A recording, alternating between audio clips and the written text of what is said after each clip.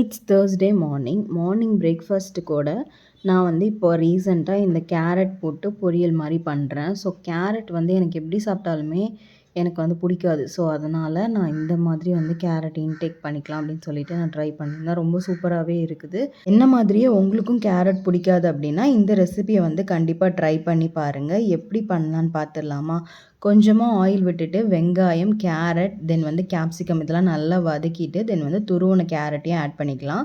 தென் லாஸ்ட்டாக வந்து தக்காளி, உங்ககிட்ட கார்ன் இருந்ததுன்னா ஸ்வீட் கார்னும் ஆட் பண்ணிங்கன்னா ரொம்ப சூப்பராக இருக்கும். ஃபைனலாக ஒரே ஒரு முட்டையை வந்து உடச்சி ஊற்றி ஸ்க்ராம்பிள் பண்ணிட்டீங்கன்னா சூப்பராக ரெடி ஆகிடும். நீங்கள் இதை வந்து லஞ்சுக்கு வந்து பொரியலாக கூட தொட்டுக்கலாம். நான் வந்து மார்னிங் பிரேக்ஃபாஸ்ட் வந்து ஒரு தோசை தென் வந்து இந்த பொரியல் வந்து நிறைய எடுத்துக்கிறேன். ஸோ வந்து ரொம்பவே நல்லா இருக்குது.